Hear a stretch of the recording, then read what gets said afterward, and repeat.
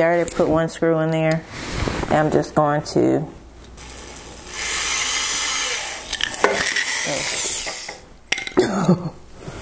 yeah, it might help to hold the wood down. Oh, shoot.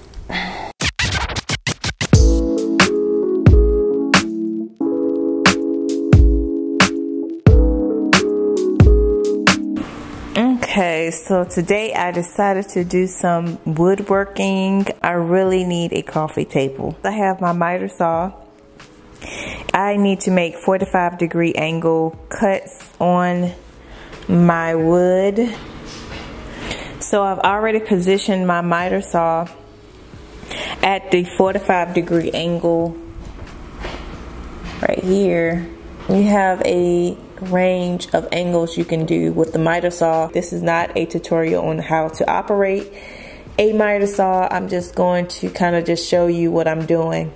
So the first thing that I am going to do is just go ahead and make a 45-degree cut on one side of my wood.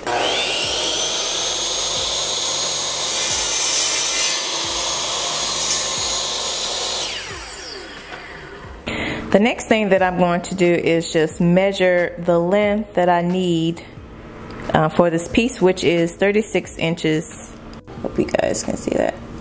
I placed the end of the measuring tape at the longest part of the wood. And then I find where I need it to be and I mark it. So I want to make sure that I do not go over my mark. So what you want to do is just see where the blade is going to hit. You can move it over a little bit and then just work your way to the mark, which is what I usually do.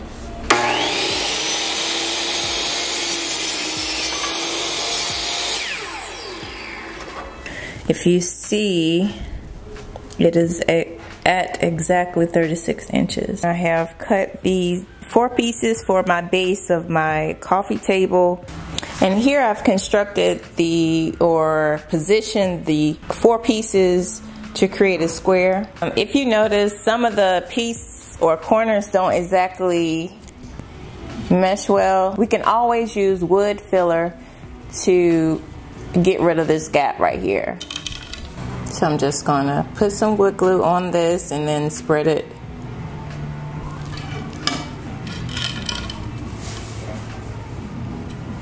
And press it together. I'm just gonna take my nail gun and just go on the side and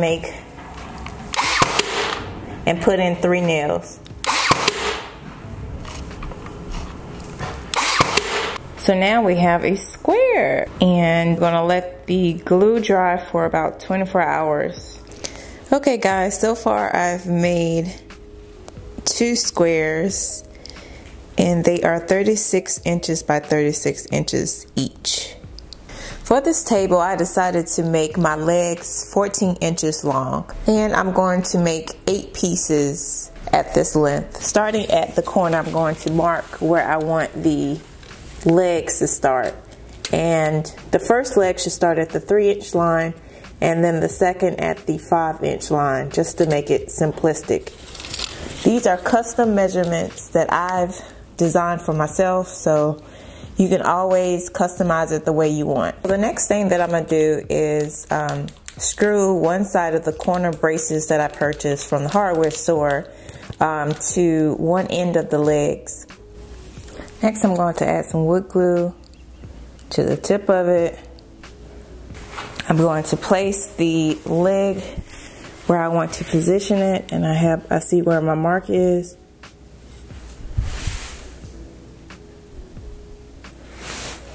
Just make sure it's right.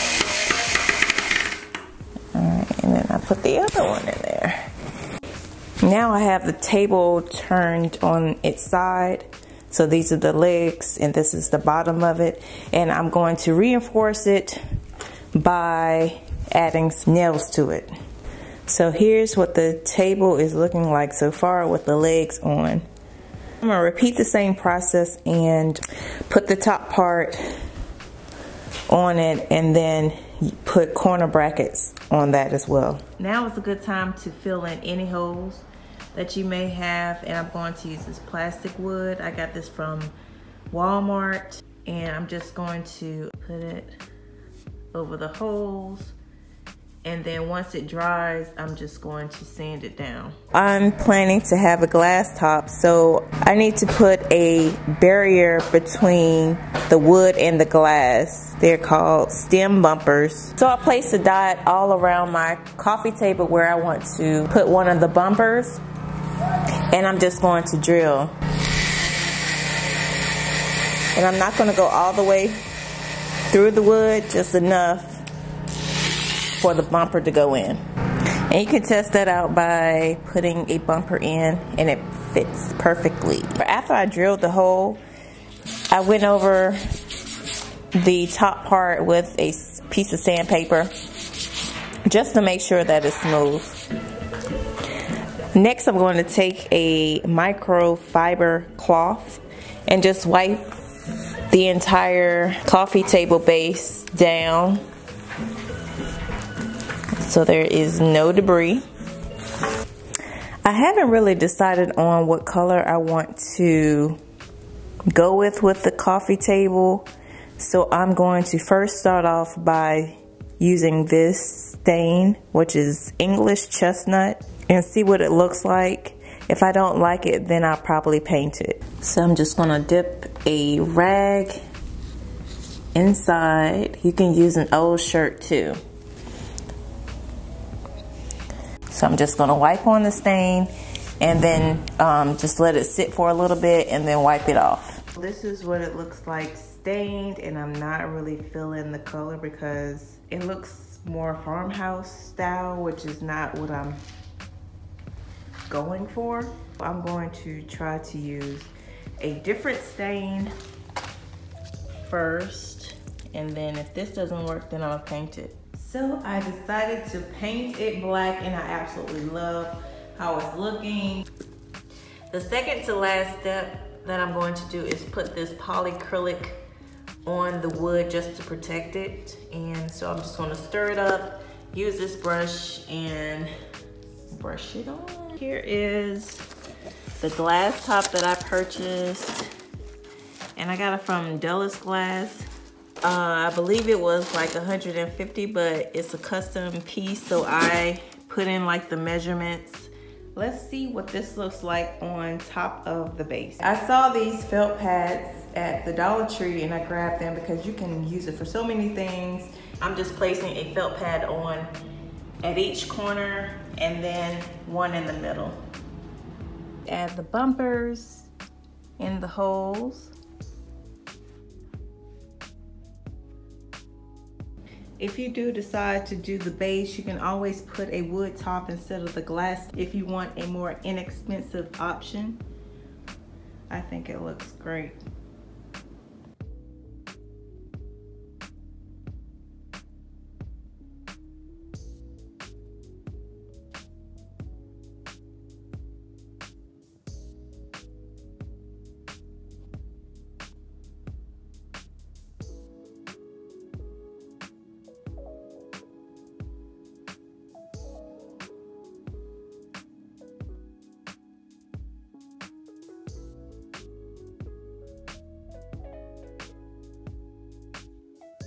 Thanks guys for watching. Make sure you check out all of my videos and hit that subscribe button. If you like what I did, hit the like button too and share it with everyone. If you're on Instagram or Facebook, please be sure to stop by and say hello. I'm at Designs by Trisha on Instagram and at I'm Trisha JA on Facebook.